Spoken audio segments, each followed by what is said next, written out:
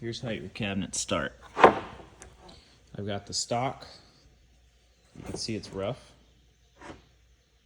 on both sides. So I take it over to my chop saw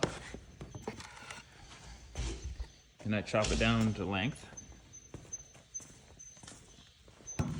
And then I put it through my joiner to give that a nice flat side to allow me to put it through my table saw.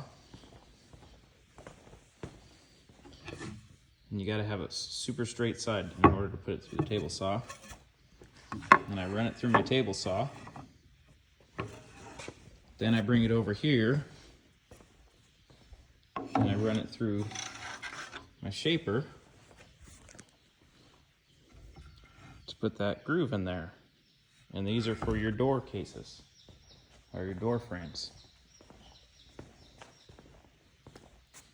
And then there's a whole bunch of steps in between, but then they'll look like that.